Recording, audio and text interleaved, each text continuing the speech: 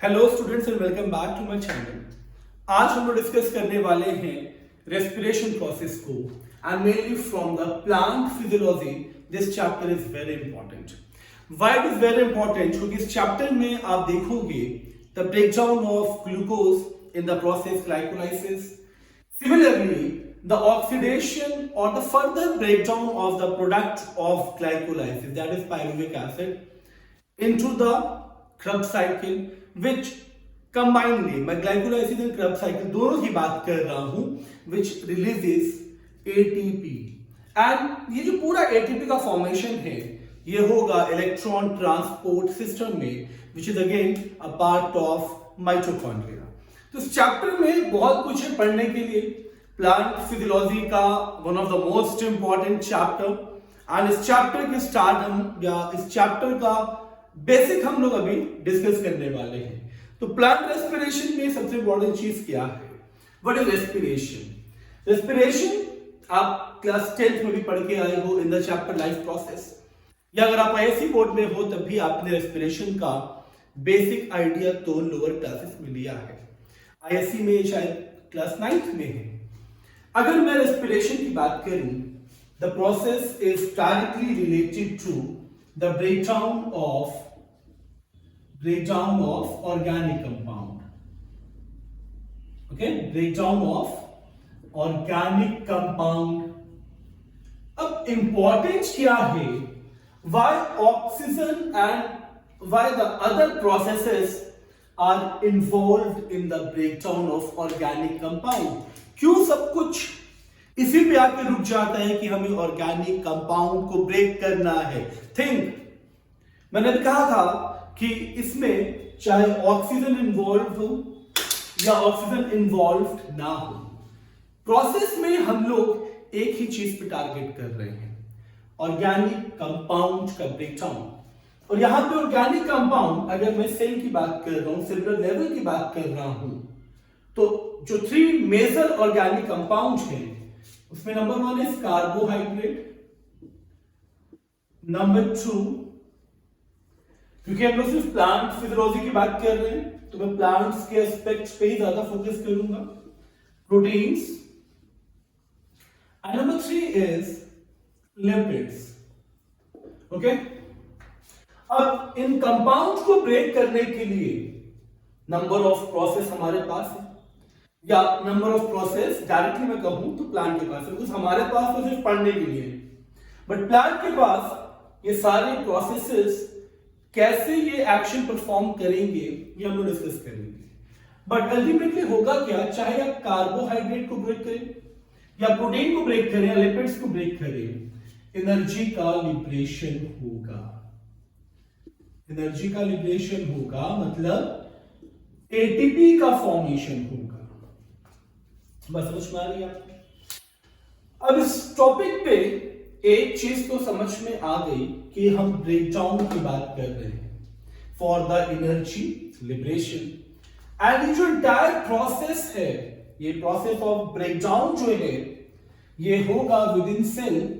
That's why it is also known as cellular respiration या intracellular respiration. Cell के अंदर हो रहा है तो इसको हम सेलुलर रेस्पिरेशन भी बोलते हैं। बात समझ पा रही है? It takes place within the cell. तो respiration takes place within the cell. अब सपोज ये प्लांट सेल है, यहां इसका न्यूक्लियस है with endoplasmic reticulum, okay, and this is a cytoplasmic matrix। ठीक, मैं ज्यादा ऑर्गेनेल्स को शो नहीं कर रहा हूं, इसके लिए हम लोग चैप्टर से देखेंगे। एंड यहां पे माइटोकॉन्ड्रिया है। ओके, बात समझ में आ रही है आपको? तो पूरा जो प्रोसेस है वो ब्रेकडाउन का है।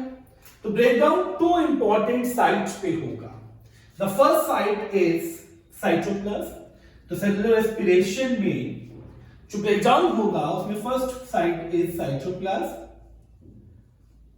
ओके, एंड इसमें ये जो साइटोप्लाज्मिक प्रोसेस है इसमें ऑक्सीजन का इन्वॉल्वमेंट नहीं होगा। तो साइटोप्लाज्म में जो ब्रेकडाउन होगा उसे हम एनारोबिक ब्रेकडाउन भी बोलते हैं। ओके, एनारोबिक ब्रेकडाउन भी बोलते हैं जो साइटोप्लाज्म में होगा। याद तक आपको समझ में आ रहा है? सेकेंड जो ब्रेकडाउन होगा वो माइटोकॉन्ड्रिया के अंदर होगा। अब माइटोकॉन्ड्रिया के बारे में ये तो आपको पता ही है कि यहाँ पे सेलुलर रेस्पिरेशन होता है, power house of the cell है, क्योंकि यहाँ नंबर ऑफ एंजाइम्स हैं। मैं स्ट्रेट फॉरवर्ड अगर कहूं तो यहाँ नंबर ऑफ एंजाइम्स हैं for the complete breakdown and the liberation of ATP. तो यहां जो प्रोसेस होगा वो in the absence of oxygen होगा माइटोकॉन्ड्रिया में, एंड दैट्स व्हाई माइटोकॉन्ड्रिया में जो ब्रेकडाउन होगा उसे हम एरोबिक ब्रेकडाउन बोलते हैं। Aerobic breakdown, okay, it means oxygen is present there and यहां ऑक्सीजन एब्सेंट है। अब बात आती है कि हम ब्रेकडाउन की बात कर रहे हैं कार्बोहाइड्रेट, प्रोटीन्स एंड लिपिड्स की, तो इस कार्बोहाइड्रेट का ही मैं सबसे पहले एग्जांपल ले लूं, क्योंकि हमें more and more energy carbohydrate से ही मिलेगी।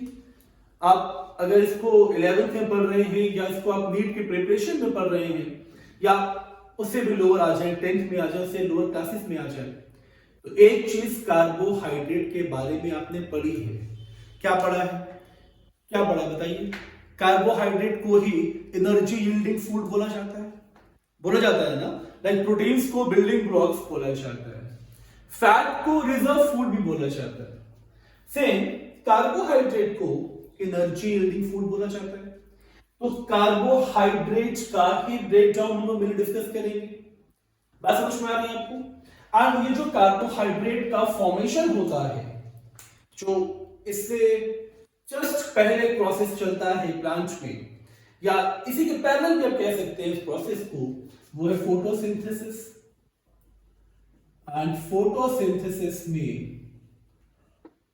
प्रोडक्ट्स का फॉर्मेशन होता है, that is glucose, and it's reserve form is starch. यहां तक तो आपको समझ में आ रहा होगा। तो टारगेट क्या है हमारा? हमें अल्टीमेटली फोटोसिंथेसिस के प्रोडक्ट को ब्रेक करना है, यानी हमें ब्रेक जिस प्रोडक्ट को करना है वो है ग्लूकोज। ओके, बात समझ में आई अब आपको? यानी ग्लूकोज को या तो एरोबिक या एनारोबिक ब्रेकडाउन के थ्रू ब्रेक करके एनर्जी का लिबरेशन करेंगे। ये एक बेसिक आइडिया है हमारे इस चैप्टर को समझने के लिए। ओके, तो इस प्रोसेस को अगर हम दोनों ही प्रोसेस के साथ समझ के देखें, एरोबिक एंड एनारोबिक ब्रेकडाउन के साथ, तो एरोबिक ब्रेकडाउन में मैं ऑलरेडी आपको बता चुका हूं प्रोसेस क्या होगा। प्रोसेस होगा breakdown in the presence of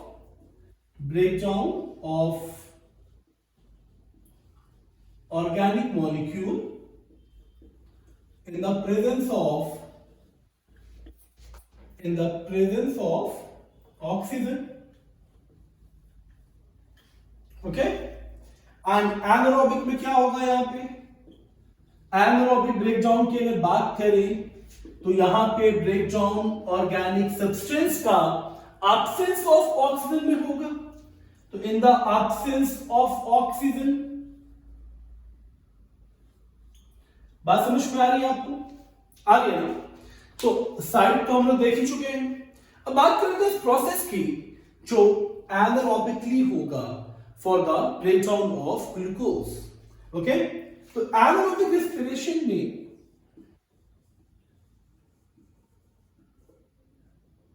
जो प्रोसेस होगा कि अभी हम लोग ग्लाइकोलाइसिस को भी डिटेल में पढ़ने वाले हैं, बट एनारोबिक में होगा क्या कि आप लोग देख लें, समझ लें कि जो ग्लूकोज है, ग्लूकोज का आपको फॉर्मूला पता है, इट्स C6H12O6। मतलब बहुत साफ कि ये 6 कार्बन कंपाउंड है ना, कार्बन की 6 मॉलिक्यूल है यहाँ पे, एंड इसका ब्रेकडाउन अगर होगा, ग्लूकोज ब्रेक्स इनटू, अगर इस 6 को हम ब्रेक करें 3 carbon and 3 carbon, so that 3 carbon is pyruvic acid or pyruvate. तो एक चीज तो क्लियर हो गई कि one molecule of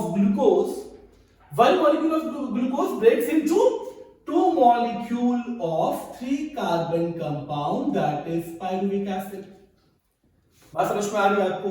अभी 3 कार्बन कंपाउंड है, Pa means pyruvic acid, तो फर्दर ब्रेकडाउन जो होगा इसका, ये कैसे होगा?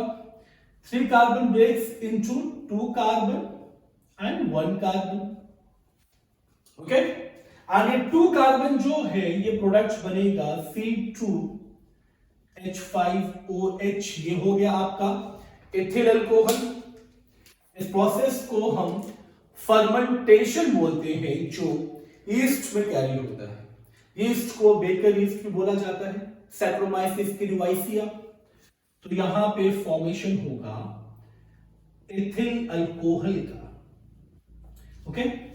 बात यहां पे तो आपको समझनी ही है कि 3 carbon breaks into 2 carbon, but it also liberate 1 carbon compound, ये भी एक कार्बन लिबरेट हुआ है, and that 1 carbon is carbon dioxide. तो एक ही मॉलिक्यूल गया है कार्बन का। बात समझ में आ रही है आपको? एंड ये जो लिबरेशन ऑफ CO2 है, this is very important in the process. ये जो पूरा आप प्रोसेस देख रहे हो, ये पूरा प्रोसेस है फर्मेंटेशन।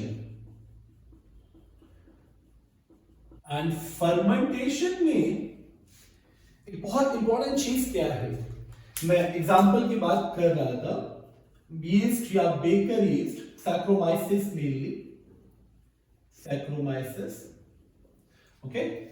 फंगस आप लोग पढ़ चुके हैं, डाइवर्सिटी लिविंग वर्ड। तो ये जो लिबरेशन ऑफ CO2 है, इससे पफ्ड अप अपीयरेंस आता है, स्वोलन मतलब स्वेलअप होगा, जो भी फूड प्रोडक्ट है। एंड इस प्रोसेस को, लिबरेशन ऑफ CO2 को लीवनिंग बोला जाता है। तो leavening process is liberation of CO2। यहां तक बात आपको समझ में आ गई होगी। ये एक एनारोबिक ब्रेकडाउन है, मतलब ये प्रोसेस भी आपको समझना है कि साइटोप्लाज्म में होगा, ओके। अब इसी का एक और फॉर्म हम लोग डिस्कस करेंगे, बहुत सिंपल से, क्योंकि ये तो ईस्ट का एग्जांपल हो गया। अगर हम लैक्टोबैसिलस ले एज एग्जांपल, तो लैक्टोबैसिलस में क्या होगा? लैक्टोबैसिलस में क्या होगा? सेम वही चीज, कार्बन का 6 कंपाउंड ब्रेक होगा 2 मॉलिक्यूल ऑफ कार्बन का 3 कंपाउंड, मतलब glucose breaks into pyruvic acid, 2 molecule of pyruvic acid, and again that pyruvic acid, which is a 3 carbon compound, they transform into, इस process में CO2 का liberation नहीं होगा, and it transforms directly into lactic acid, okay, and that lactic acid formation mainly takes place in lactobacillus, and ये process हमारे muscles में भी होता है। सो लैक्टोबैसिलस और मसल्स में lactic acid is also a 3 carbon compound. तो 6 carbon compound breaks into 2 molecule of 3 carbon compound, okay. ये बात आपको समझ में आ गई होगी। अब हम लोग डिस्कस करेंगे इसके फर्स्ट प्रोसेस को, यानी कैसे ग्लूकोज ब्रेक हुआ पायरुविक एसिड में बाय द प्रोसेस ग्लाइकोलाइसिस। तो now we will discuss about glycolysis. अब हम लोग ग्लाइकोलाइसिस को समझेंगे।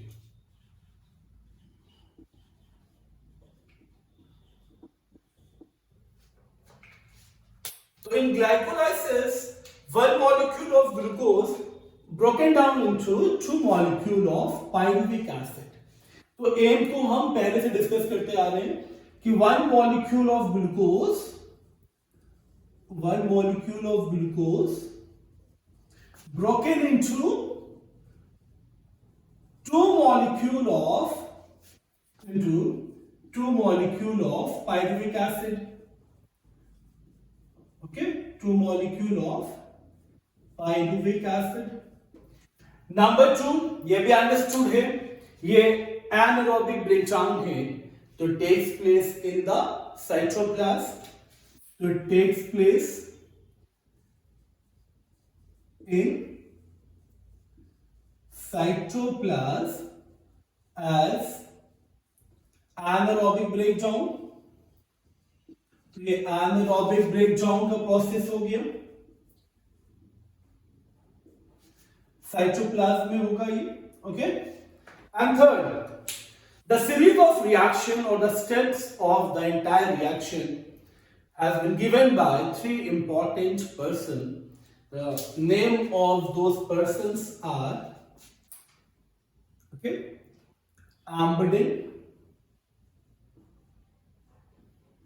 Meyerhoff and Parnas. Okay, that's why it is also known as EMP pathway.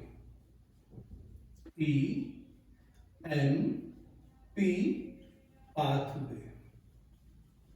Okay, so this is just a basic introduction. अब breakdown के लिए हम साइटोप्लाज्म में ग्लूकोज को ब्रेक कर रहे हैं, तो ये अंडरस्टूड है, हमें नंबर ऑफ एंजाइम्स चाहिए ना. तो अब हम लोग देखेंगे उस प्रोसेस को एक बहुत सिंपल स्टेप्स में, ये आपको अब कभी भूलने नहीं वाले. ओके, तो पहली चीज क्या है कि हम ग्लूकोज को ब्रेक करेंगे, यानी ग्लूकोज क्या है हमारे पास, 6 कार्बन कंपाउंड है ना. तो ग्लूकोज को ब्रेक करने के लिए सबसे पहला जो स्टेप है ग्लूकोज का, वो है फॉस्फोरिलेशन. तो फॉस्फोरिलेशन का मतलब क्या हुआ, ग्लूकोज में फॉस्फेट गेन होगा. फॉस्फेट गेन होने का मतलब क्या है, फॉस्फेट आएगा कहां से, ये एटीपी अपना एक फॉस्फेट देगा, तो ये एडीपी प्लस एक इनऑर्गेनिक फॉस्फेट में सेपरेट होगा. बात बहुत ध्यान से समझनी है आपको. Glucose gain the phosphate of ATP. ATP is triphosphate, 3 phosphate है इसके पास, तो 3 से एक फॉस्फेट हम लोगों ने ले लिया. Okay, and 2 phosphate remains there and glucose becomes glucose 6 carbon compound phosphate. Okay, पहला स्टेप तो आपको समझ में आ गया होगा. ये फॉस्फेट कहां से आया है, ये फॉस्फेट आया है फ्रॉम द एटीपी. एंड इस रिएक्शन को कैटालाइज करेगा एंजाइम हेक्सोकाइनेज. तो hexokinase is the enzyme, hexokinase is the enzyme which catalyze the phosphorylation. ये प्रोसेस जो है ये phosphorylation हुआ है. बात समझ में आ रही होगी आपको. अब ग्लूकोज 6 फॉस्फेट का हम आइसोमराइजेशन करेंगे. अच्छा, आइसोमराइजेशन का मतलब क्या होगा, number of carbon compound change नहीं होगा, सिर्फ पोजीशन बदल जाती है. या आप लोग जानते होंगे, केमिस्ट्री में आपने पढ़ा होगा आइसोमराइजेशन प्रोसेस. तो ग्लूकोज 6 फॉस्फेट का आइसोमराइजेशन होगा, तो ये बनेगा फ्रक्टोज 6 फॉस्फेट, एंड इसको कैटालाइज करेगा एंजाइम फोस्फोहेक्सोआइसोमेरेज. अब सिंपली आइसोमेरेज भी मेंशन कर सकते हो, but the enzyme is phosphohexoisomerase. Okay, अब देखिए यहां पे भी 6 फॉस्फेट थे, यहां पे भी 6 फॉस्फेट है. इसका मतलब ये है कि अभी हमने ना तो कोई फॉस्फेट गेन किया, ना कोई फॉस्फेट अपना लॉस किया. बात समझ में आ रही है आपको. अब फ्रक्टोज 6 फॉस्फेट में अगेन फॉस्फोरिलेशन होगा। फॉस्फोरिलेशन होगा मतलब क्या होगा, एक फॉस्फेट और ऐड होगा, और जब हम फॉस्फेट ऐड करेंगे तो ये क्या बन जाएगा, फ्रक्टोज 6 बाइफॉस्फेट बना। अब ध्यान क्या रखना है, देखिए बाई हो गया मतलब एक एडिशनल फॉस्फेट आया है, तो ये फॉस्फेट कहां से आएगा, from the ATP, ATP phosphate liberate करेगा, तो क्या बच जाएगा इसके पास, एडीपी, एंड ये हो गया एक फॉस्फेट। यानी प्रोसेस अगेन फॉस्फोरिलेशन पे बेस्ड है,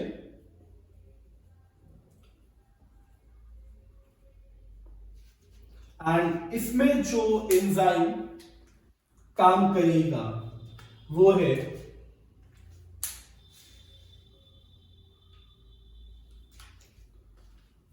फोस्फोफ्रक्टोकाइनेज।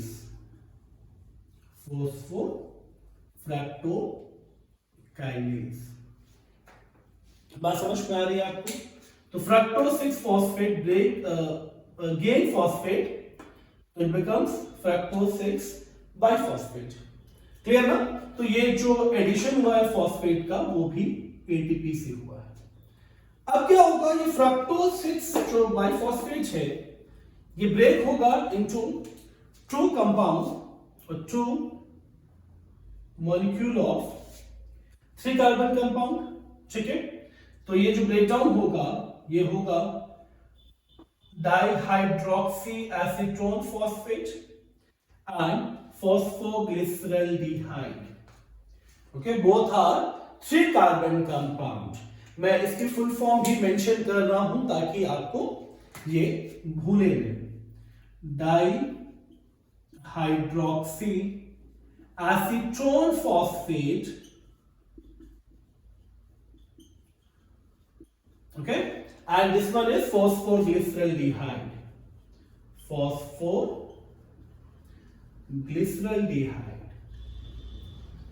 and both are 3 carbon compound। ये भी 3 कार्बन कंपाउंड है एंड ये भी 3 कार्बन कंपाउंड है। बात समझ में आ रही है। अब ब्रेकडाउन हुआ है, 6 carbon breaks into 3 carbon, 2 molecule of 3 carbon, enzyme हमें अगेन चाहिए, तो यहां पे ये जो प्रोसेस है इसे कैटालाइज करेगा एल्डोलेस,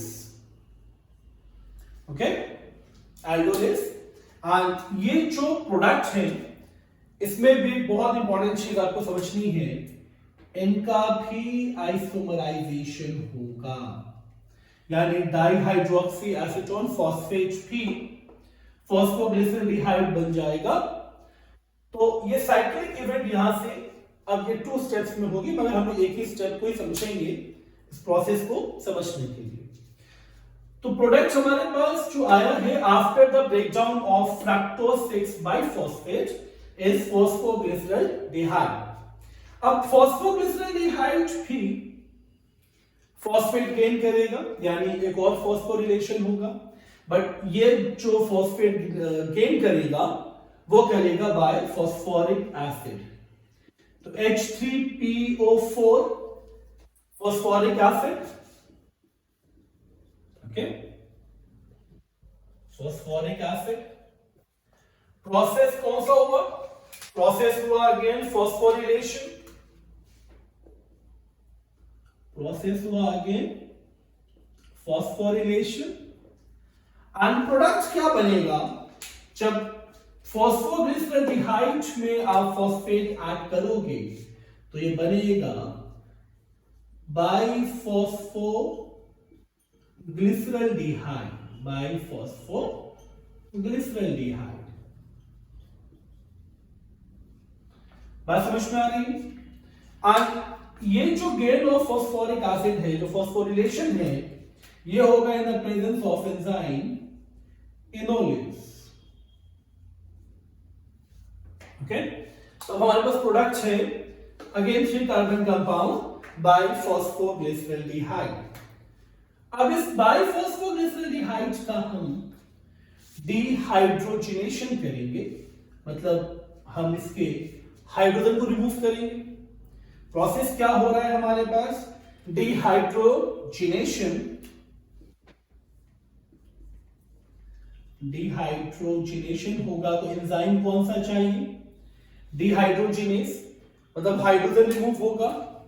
और हाइड्रोजन को गेन कौन करेगा, reducing agent NAD, nicotine amide dinucleotide, okay, and it becomes NADH2, okay. तो प्रोडक्ट क्या बनेगा, अब ये बाइफॉस्फोग्लिसरिक एसिड बन जाएगा। तो इट फॉर्म्स बाइफॉस्फोग्लिसरिक एसिड।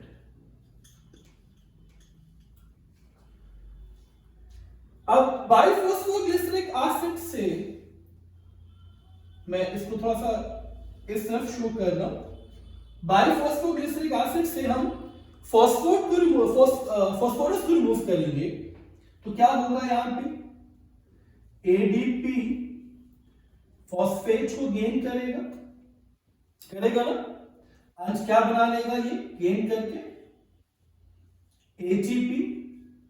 तो बाइफॉस्फोग्लिसरिक एसिड से एक फॉस्फेट चला गया, बाई मतलब ट्रूथ है, एक हमने लॉस कर दिया, फॉस्फेट एक लॉस किया है ना, जिससे ATP बन गया यहां पे। तो प्रोडक्ट बनेगा 3-फॉस्फोग्लिसरिक एसिड, सॉरी ये छूट गया था यहां पे, 3-फॉस्फोग्लिसरिक एसिड, ओके। एंड इसको कैटालाइज करेगा enzyme फॉस्फोग्लिसरोकाइनेज।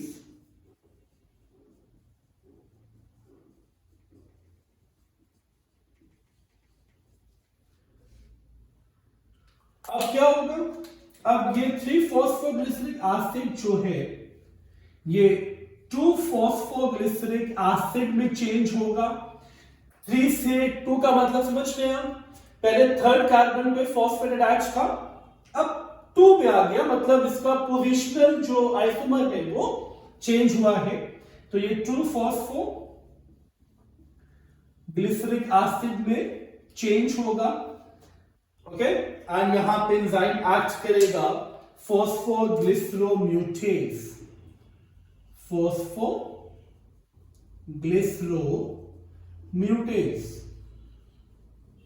okay, and that 2-phosphoglyceric acid again loss phosphate, यहां से भी फॉस्फेट लॉस हो जाएगा। तो ये क्या बन जाएगा, सॉरी पहले यहां पे हम इसको डिहाइड्रोजिनेशन करेंगे, यहां पे एक स्टेप आपको और याद रखना है, डिहाइड्रोजिनेशन करेंगे हम, okay, by the enzyme dehydrogenase. तो प्रोडक्ट क्या बनेगा, phosphoglyceric acid becomes phosphoenol pyruvate after the removal of water, pyruvate, so water remove होगा by the process of dehydrogenation। बस समझ में आ रही है आपको, and that phosphoenol pyruvate again losses phosphate। जब फॉस्फेट लॉस होगा तो क्या होगा, ADP को गेन करके ATP का फॉर्मेशन करेगा ना, एंड प्रोडक्ट क्या बनेगा, पायरुविक एसिड और पायरुवेट, ओके। तो ये जो पूरा स्टेप है ये ग्लाइकोलाइसिस है। तो ये हमारा 3 कार्बन कंपाउंड जो यहां पे फॉर्म हुआ है पायरुविक एसिड, ये फर्दर ब्रेक होने के लिए माइटोकॉन्ड्रिया में एंटर करेगा। अब देखिए इस पूरे प्रोसेस में एक चीज इंपॉर्टेंट क्या थी, ये पूरा प्रोसेस साइटोप्लाज्म में हुआ है। अब स्टूडेंट लाइफ में सबसे पहली क्वेरी क्या आती है कि ब्रेकडाउन होते हुए नंबर ऑफ प्रोडक्ट का फॉर्मेशन हुआ है ना, तो नंबर ऑफ एंजाइम्स की रिक्वायरमेंट हमारे पास थी, बड़े सारे एंजाइम्स कहां प्रेजेंट हैं, साइटोप्लाज्मिक मैट्रिक्स पे। रिमेंबर ऑलवेज ये सारे एंजाइम्स साइटोप्लाज्मिक मैट्रिक्स में हैं। देन रिड्यूसिंग एजेंट की भी रिक्वायरमेंट थी, ATP की भी रिक्वायरमेंट थी, एंड एटीपी का फॉर्मेशन भी हुआ, यानी ये सारा जो रॉ मटेरियल था ये सब कुछ साइटोप्लाज्म में था। अब यहां पे एक चीज आपको जो समझनी है, जो बहुत इंपॉर्टेंट है, कि इस स्टेप तक आप देखें, ये जो स्टेप है आपका फ्रक्टोज 6 बाइफॉस्फेट तक का, ओके। यहां तक देखिए कि 2 एटीपी हमारी स्पेंड हुई है, खर्च हुई है, ओके। एंड फॉर्मेशन कितनी एटीपी का हुआ है, इसे भी काउंट कर देते हैं। देखिए अब हमारे पास 2 मॉलिक्यूल है, इसका मतलब ये अंडरस्टूड है कि एक बार हम इससे एनर्जी डिराइव करेंगे एटीपी, एंड एक बार इससे एटीपी डिराइव करेंगे। मैं फिर से रिपीट कर रहा हूं, ये साइकिल मतलब not cycle, it mainly the process, the steps for the breakdown of glucose, ये ट्वाइस होगा। ट्वाइस क्यों होगा, एक बार हम इसके स्टेप्स को लेकर चलेंगे, फिर एक बार इसके ब्रेकडाउन वाले स्टेप को लेकर चलेंगे। तो होता क्या है, ये जो पहला प्रोडक्ट है NADH2, इसका जब ऑक्सीडेशन होगा तो इसके एक ऑक्सीडेशन से 3 एटीपी मिलेंगे, ओके। बट हमें एक बार इसके स्टेप को भी फॉलो करना है, फिर एक बार इसके स्टेप को भी फॉलो करना है। इसका मतलब यहां पे हमें कितने एटीपी मिलेंगे, 6 एटीपी, ठीक है। यहां 6 एटीपी मिलेगा हमें, 1 से 3 तो 2 से 6 मिलेंगे हमको एटीपी। नेक्स्ट क्या होगा, यहां पे देखिए यहां पे 1 एटीपी बन रहा है, बट अगेन इसके स्टेप एंड इसके स्टेप को कंबाइन करेंगे तो यहां पे 2 एटीपी मिलेगा हम लोगों को, 6 एंड 2 यहां हो गए, टोटल 8। एंड यहां पे भी जो एटीपी बना है एक स्टेप एंड सेकेंड स्टेप में, यहां पे भी 2 एटीपी मिलेगा, ओके। तो टोटल एटीपी कितने हुए, 6 + 2 + 2 मींस 10 एटीपी। 10 एटीपी का फॉर्मेशन हुआ हमारे पास इन ग्लाइकोलाइसिस प्रोसेस में। एंड इस 10 एटीपी में 2 एटीपी हम लोगों ने खर्च किए, क्योंकि पहले सिर्फ ये यूनिडायरेक्शनल था, बाद में 2 प्रोडक्ट्स बने तो 2 एटीपी हम लोगों ने स्पेंड किया। तो 10 - 2, तो टोटल कितना एटीपी बना ग्लाइकोलाइसिस से, 8 एटीपी, ओके।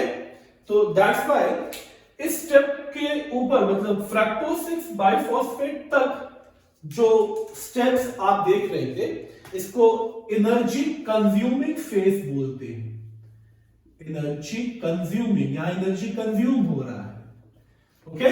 और इसके बाद के स्टेप्स को एनर्जी कंजर्विंग स्टेप बोला जाता है, एनर्जी कंजर्विंग स्टेप बोला जाता है, ओके।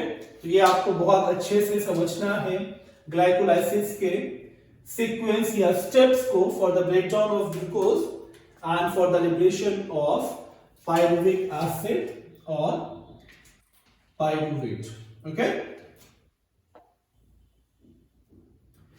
तो आई होप ये पार्ट आपको समझ में आया होगा। नेक्स्ट सेशन में हम डिस्कस करेंगे क्रेब्स साइकिल।